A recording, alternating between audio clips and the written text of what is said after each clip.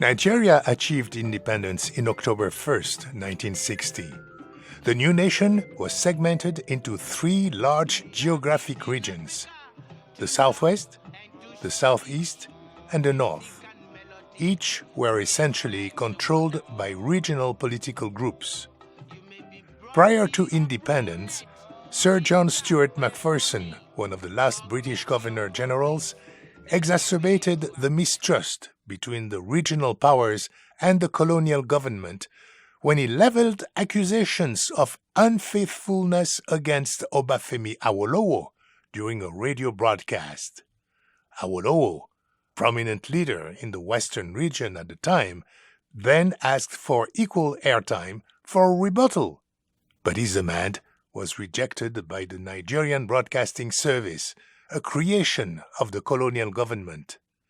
Awolowo and his fellow Western leaders resolved to set up their own media stations as soon as it was possible.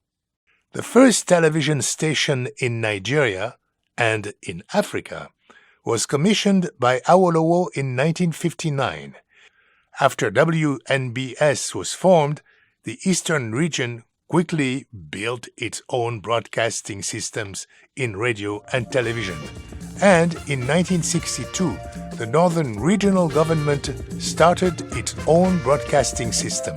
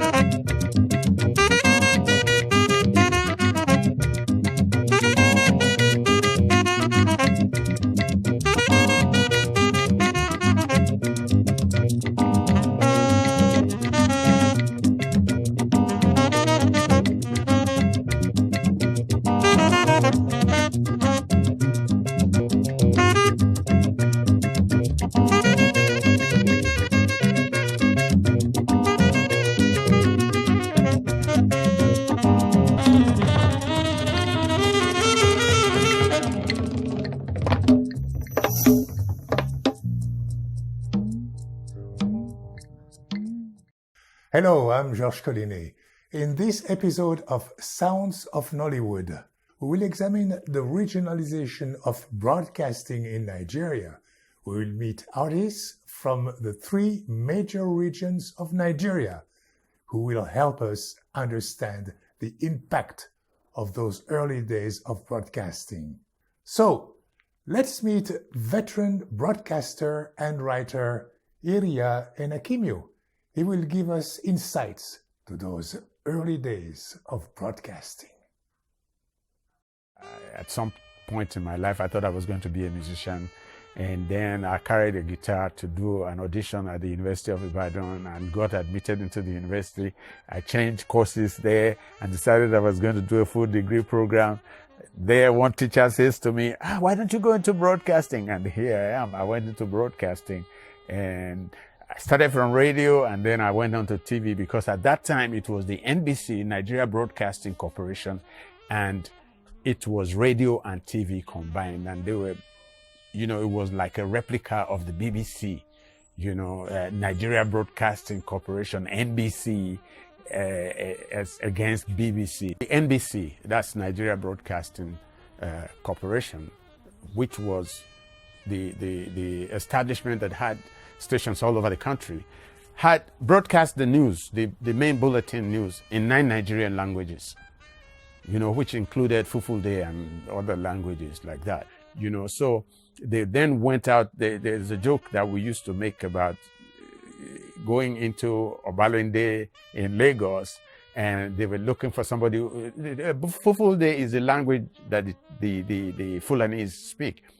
Of going into Obalende, and they succeeded in getting a tailor who barely knew enough English, but spoke Fulfulde very well, and he could read a little bit. And he rose very high at the broadcasting house after a while, because he was the major guy who could speak it. But the point I'm trying to make is that they did go out of their way to look for people who could do the broadcasting. They did go out of their ways and then they had some really terrific administrators.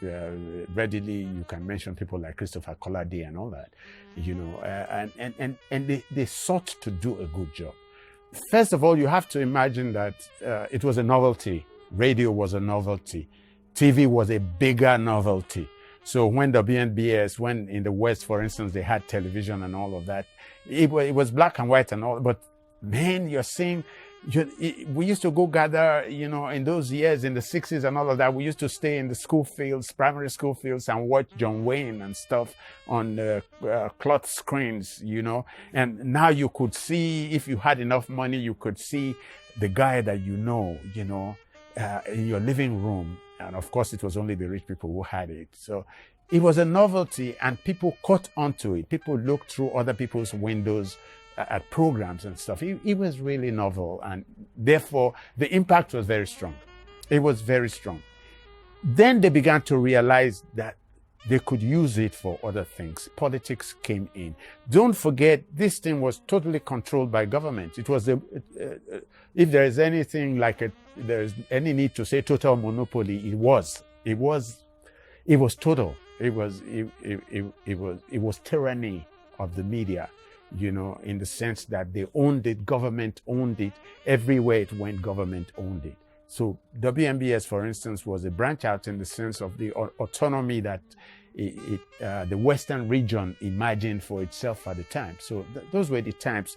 And if you compare those days to now, since I've already mentioned politics, the political atmosphere was very vibrant. People like Awolowo, Zik, and Mbadiwe. So there was so much to see. Even comedy, even the arts on TV was really spectacular.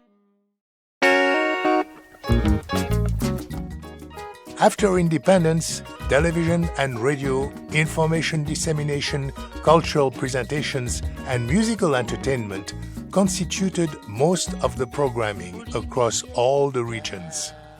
Names like Victor Olaiya, Bobby Benson, Jim Rex Lawson, Osita Osadebe, Victor Owaifo, Fela Kuti, Ebenezer Obey, Sunny Ade, and many others rose to stardom with the help of the new broadcast stations.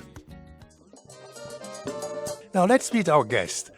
They are from the three major regions of Nigeria: Western, Eastern, and the Northern regions. First, here is Lekan Babalola, a two-time Grammy winner who grew up in Lagos.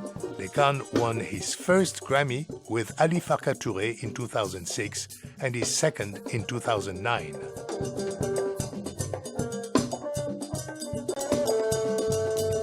When I joined the YAP, the Young African Pioneer, I was 16. And the Young African Pioneer was a movement that Fela started at Idioro, at the African Shrine. So you start going to that kind of arena and you are listening to live music.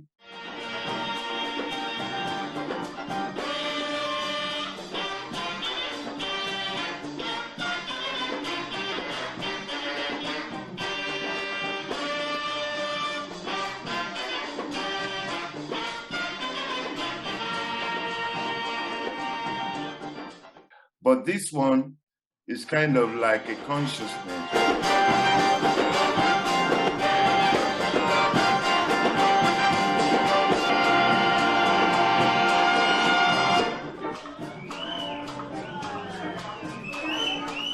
I come from the tradition of play music in the church. not in the street. So I come from the tradition of playing liturgy.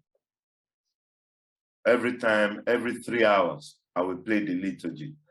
So I think it's my tradition, which is Ifa, my Yoruba tradition. I think that's the music I play to be able to, it's taking me time to be able to explain it now.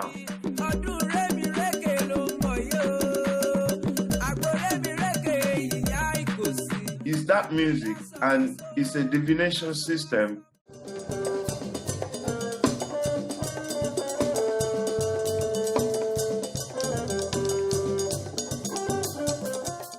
This pattern, we call it Boloji. It's very, very important. Boloji is complete.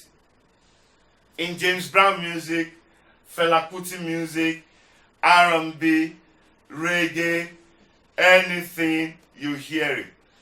Let's play the 6 again. 1, 2,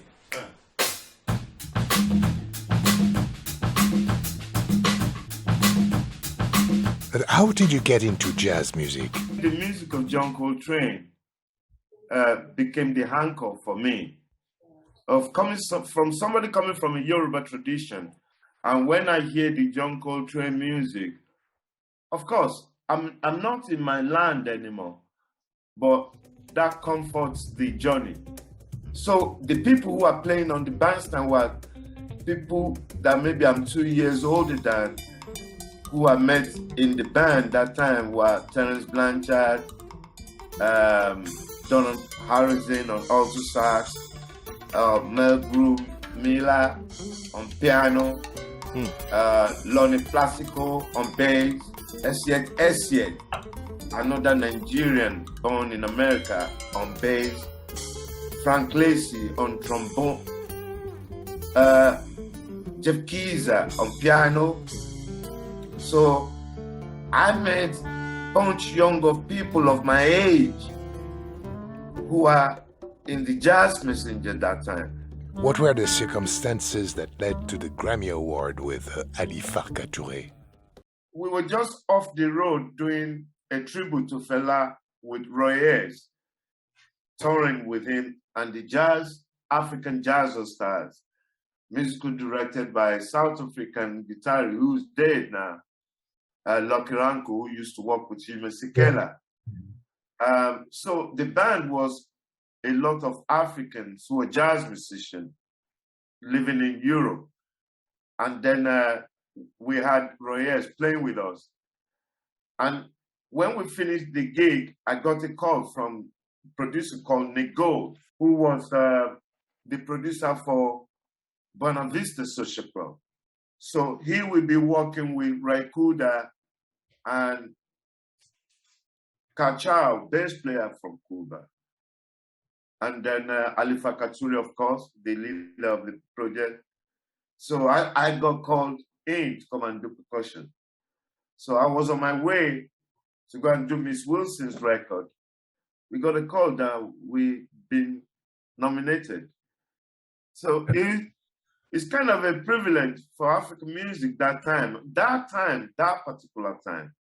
You know, it was very, very difficult.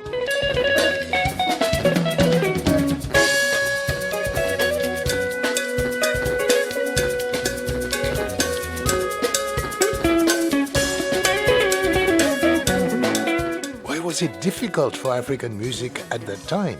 Why did it go unnoticed?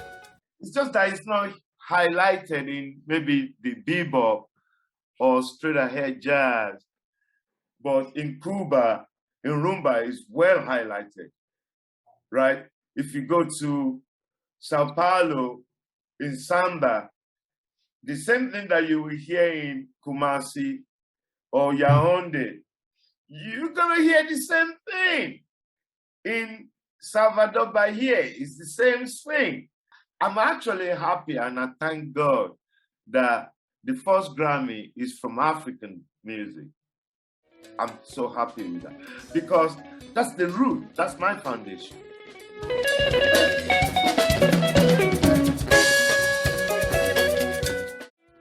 Here is Lekan Wisdom CEO of Libra TV. Lekan is an independent, self-taught filmmaker whose work is in Yoruba language.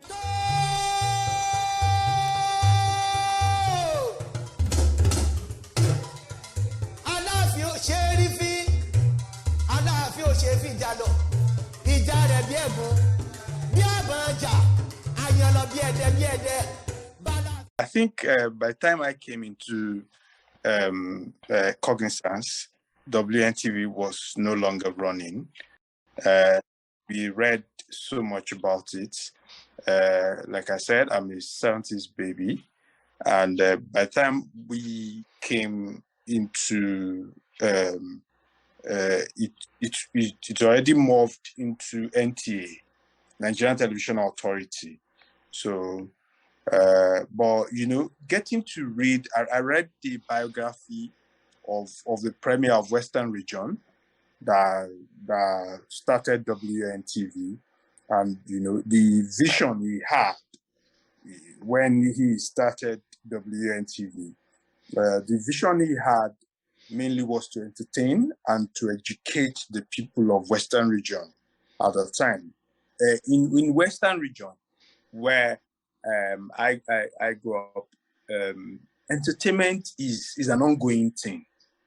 You have the masquerade, you have folklores and all that. So by 2011, I saw a cable television language program in Yoruba specifically, and the quality was so low and so bad. And I was fuming, I was raking, I was saying so many things. And I was like, it's easy. To talk is easy. to talk is very cheap. Whoever has made this content has actually tried to do something, and then you're not contributing anything, just sit down here and you tearing everything down with your mouth. So talk is cheap. We cannot afford to fall into that mediocrity and allow it to just go down at considering our rich age and the history we've read about where we're coming from. First television station in Africa, that was a lot. So I just felt like, okay, let me start. I'm so lucky that all that happened in this era where you have democratization of knowledge. Knowledge has shifted to the web. And I trained as an electrical engineer, and I've worked as an ICT person. So, combining that made me to look towards the internet. That, okay, you will have knowledge on the internet where you can learn. So it now depends on your diligence. After that, I think I did that for 3 years. Then I took time off to go to the field here in Nigeria. I found out that the best way to do that is actually to encapsulate our language in a format that the younger generation will want to see. I'm a very cultural person to a certain extent, probably maybe because of music and films that I saw while growing up, that endears me to our language. Mommy, I don't want you to be angry at me. But handset yàtọ̀ sí table phone. Table phone ní anybody lè gbé nínú ilé. Handset is a personal property. Ẹ ò ní right láti fi ọkàn handset daddy. Not to talk of reading his messages. Tó bá jẹ́ ẹ̀yin ló ẹ̀ka messages yẹn, ẹni wọ́n máa send ẹ̀ sí. What do you do? Baby, so òun gbé sẹ́yìn daddy ẹ̀ pé as ìyàwó mi ò ní right whatsoever láti fọ ọkọ phone ọkọ mi. Is that what you're telling me? Huh? Look here, I am married to your daddy. I have every right to touch anything tó bá wù mí tó bá jẹ́ tiẹ̀. We own everything together. Mommy, you are very right. but a right in theory to practical law. How do you mean? A man's handset is like an onion. The more you open it, the more you cry. We find a way to take the Gen Z and give them the foundation of the language, and you'll be surprised the kind of effect. If you've done like 2 of such production, the kind of effect that it has on people, and then a lot of people, the feedback we got, that thank you very much. You see family saying that they sit down together to watch, and the children watch, especially people in diaspora watch to learn and also stay in tune with the language. You see adults that will tell you that I never knew pause is called akpamowo in Yoruba. So then they get to learn it from such production. So, and we were able to fulfill so many things. We're able to fulfill the business side of it. We're able to sell, and we're also able to retain the culture.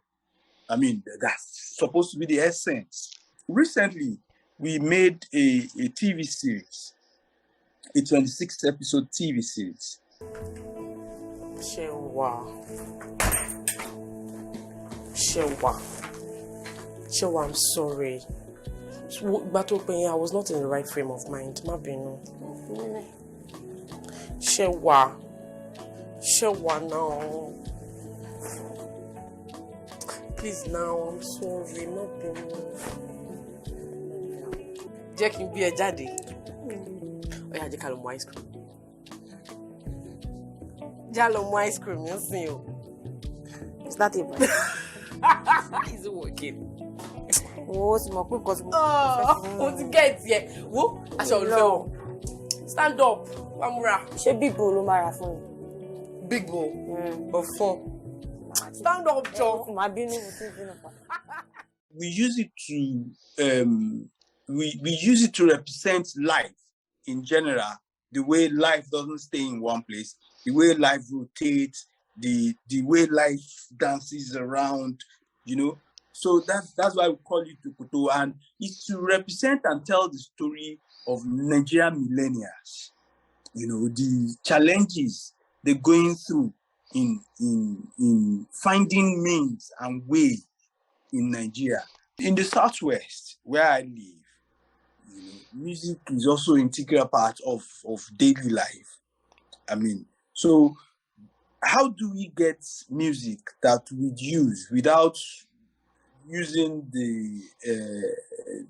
those big hip hop Afrobeat artists? Mm-hmm. We have people that we call we have music producers and artists that they do soundtrack.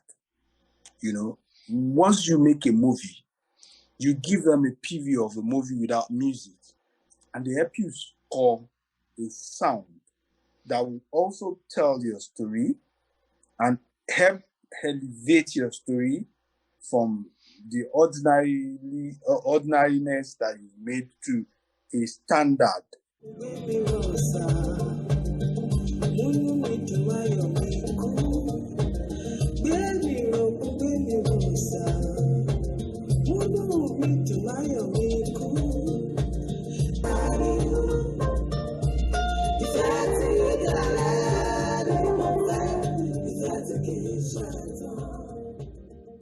As I speak with you, we have our team in the field. We're shooting the season 2 now. We moved from 26 episodes. We're shooting another 52 episodes, and we've been shooting. I think this is the 40th day. So we've been in the field for 40 days now, shooting, and we're going to shoot for 60 days. So apart from that, this is very challenging. But apart from that, I've made some production. Like I said, I mentioned there's this project called Abadi. Abadi. That was the first film where I experimented the contemporary look with the original language. There's no single English word in Abadi. Not one. Kòkòrò ìfẹ́ mi níbo ló wà o?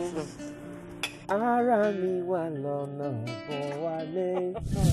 Oyindamola, ó ṣe wá dùn wò lọ́mọbìnrin báyìí. Arẹwà, ẹlẹ́yinjú ẹgẹ, aláwọ̀ dídán. Ìyìn ńlá ló máa jẹ́ fún mi tí mo bá lè jẹ́ àwọn akọ tó máa wà ẹ́ dé ibùté ògo. Ẹni o, pẹ̀lú ṣí ẹ̀sọ́ kòkòrò ní kòkòrò, kò gbé sọ́ọ̀dà nù. Ire mi jẹ́ kọ́kùnrin pàtó, kóbìnrin pàtó, káwá wẹ̀ tó máa lómi lẹ́yìn ẹ̀sìn. Ọwọ́ jẹ̀rájẹ, ó bá mi dùn kan, ó ṣẹ̀ṣẹ̀ bẹ̀rẹ̀ ẹnu. Ire mi jẹ́. Ayé mi ò sọ fún ẹ. Ire òní ló ráyè mọ̀. Ire mi jẹ́. Thank you, Lekan Wasiudin, and thank you, Lekan Babalola. As you can see, well, these two creatives are experimenting with ways to add their Western region cultures into contemporary art. Now, from Eastern region, we meet bass player and composer Jerry Jetto, who worked with Osibisa, King Sunny Ade, and others, and spent his early years growing up in the East. I grew up, I would say, in music. And what I mean by that was that my grandmother was the head of the women. She was a matriarch. She's head of the women. So everything they did, all their deliberations, all their meetings was in my compound. All their instruments that they use in singing, everything was in my compound. My grandmother was the head. So when they come to my compound and they start to sing all those Igbo, start to play the ogene, and we hang around there, and it got to a time where my sister was the singer, she had good voice, and she would sing, and everybody would chorus with her, and she would play the cowbell, and I asked her, I said, sister, let me play the cowbell after you, so you sing, and that's how we started. And so I got into music from right there, and it took me, and I didn't see value in any other thing but that sound. Everybody in my village goes to the farm. 6 o'clock, everybody's on their way to the farm. That's where the whole family is at the farm. We eat, we drink there, and come back in the evening. But I don't go to the farm. I hold my guitar. So early by 6 o'clock, when everybody going to the farm, I'm taking a shower, I'm taking a bath, I'm going to iron my clothes and dress well, and carry my guitar and sit in front of my compound. My girl Josephine, jaga, jaga, jaga, jaga, how do you do? Everybody looking at me like, who is this boy? He's crazy. My grandmother said, leave him alone, just leave him alone, just leave him alone. So you see, that's how it grew into me. Who were you listening to on radio and television? Which musicians inspired you? Who got me really was Jones. Jones got me. And for the fact that he's not too far from my village, where he comes from. You see, that drew me close to him. Habat Udemba, you understand me? He got me. I finally had to go look for him in Owerri City and had to meet him. Okay, so Habat Udemba got me, Jones got me, and later on, then when I really started to understand that I'm marrying myself into music, people like Rex Lawson just put chills in my body. Rex Lawson made me want to do music. When I listened to him, I didn't cry. I wouldn't say I cried, but I had chills all over me, and I was confused for a minute. I didn't know where I was at. When I got out of that consciousness, I knew I was going to play music. I knew I wanted to play music. I knew that was what I wanted to do. State himself is separate from the church. Church is separate from the school. How can that be? It has been there is mago. take position just to steal money. Seems to me there is nobody taking care of people. Seems to me people take position just to steal. At some point between 1967 and 1970, Nigeria fought a civil war mostly in the eastern region. You were a teenager then. How did that affect you? The level of chaos that I personally experienced changed my life. It made me somebody else. I didn't think I was going to be who I am right now. But the war took me through where I sit back and I look at life and I looked at humanity and I looked at everything and I saw nothing. You see what I'm saying? I saw nothing. I looked at me trying to be a millionaire. Great. And I do a lot of things to be a millionaire. Okay, now I'm a millionaire. I ask myself, what next? You see, so all those things and the amount of cruelty and the amount of killings that I saw with my eyes, a human being means nothing. To me, a human being is like a stone. You understand? Because I've seen a lot of killing. I wonder why I didn't die in there. You see, but I could see the hands of God in my life. I could see the hands of my ancestors in my life. As soon as I see it, I go back to that time in my life and I'm depressed. For the past 2-3 weeks, I know I'm going through depression watching that because I can see what's going on. Now, after we went through that, what did the Igbo boys do? What did they do? They took to music.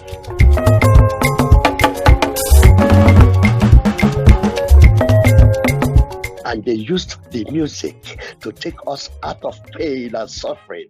Happy survivor, you know, and those music start to rain into us. And you start to see groups here and there, everybody start to talk about the pain and suffering that we went through. And that was the best thing that took the Igbo man out of the pain, out of the suffering, that made him rise up again. And today he is what he is.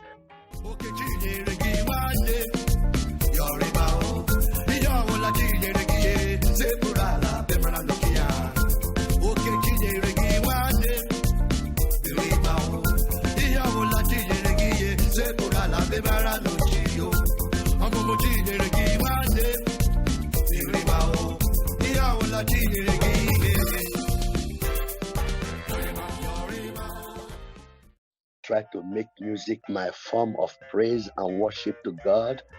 All my life is centered around it, and I see that it helps me a lot. And through playing music, I've come to learn to not be angry. I see the bad part of anger. For any man, when you get angry, a lot is taken away from you from that second that will take you another 1 or 2 days to replenish. You see, anger kills a lot of us. It takes a lot of things away from us. Anger is not for humans, you see. So I learned to not be angry anymore. I remain indifferent, good or bad. Okay, so I remain indifferent. There's going to be good, there's going to be bad. I understand that. But in every good, I look for the bad in it because there is one. In every bad, I look for the good in it because there is one. It depends on if I want to use it or if I want to ignore it. It is said that Nollywood would not have happened without Oke Ogunjofor, also from eastern Nigeria. He produced the first blockbuster movie using VHS technology at a time, when the cost of making movies using film were out of reach for the average Nigerian storyteller. This was an important adaptation to technology that changed the industry forever.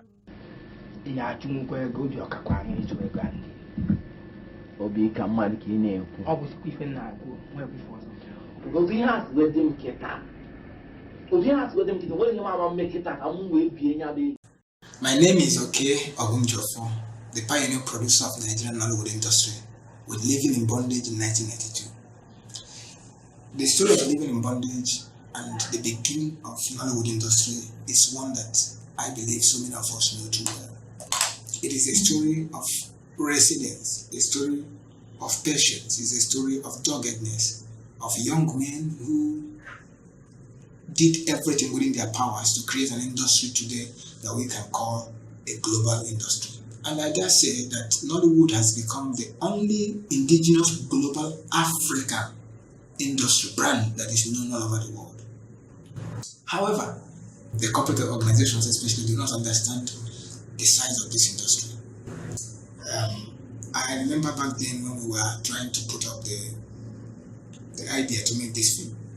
I did everything as the pioneer, hawked on the streets of Lagos for over 4 years to raise 450,000 naira, but I couldn't raise it until somebody directed me to Chief Kenneth Nebo, who eventually gave me 150,000, and together we pioneered what is known today as Nollywood.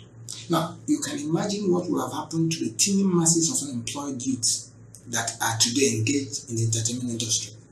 You can imagine what would have happened in terms of crime and other vices if these people were not absorbed in the entertainment industry. The creative industry all over the world is a very big one. So it's a very big economy. But it will only thrive if the interventions of government and corporate organizations can come in order to sponsor those who really create this content. One of the challenges we have in the industry is in the area of piracy. And piracy thrives because distribution is very minimal. As long as producers do not have control over their products to the final consumer, piracy will fill up that gap. And that's why we're saying there are two things that we need as intervention in the industry. Funding from government or corporate organizations, which will build a structure eventually, and then distribution network that will help us take complete control of our products. When this is done, everyone who is involved will understand that Nollywood or the film industry is actually a cash cow, and I'm happy to be part of the pioneering efforts. And I'm still here today knowing that it is actually the resilience of these teeming masses of unemployed Nigerian youths that brought it into being. And if we have support of the government and the corporate organizations, I believe the sky will not only be the limit, but it will be the fulcrum upon which the economic recession of this country will be lifted and Nigeria will bounce back. These are such great stories of resilience and adaptability, even in the face of very challenging times. Now, in the next episode, we will visit with artists from the northern region as we continue to explore the intersections of music and films in Nigeria. Thank you for watching. I'm Josh Collinet.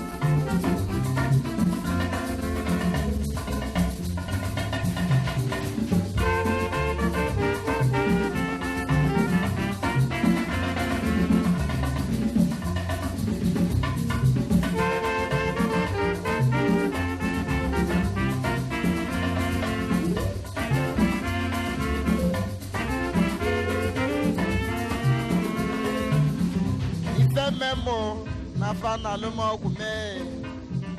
Oko koko.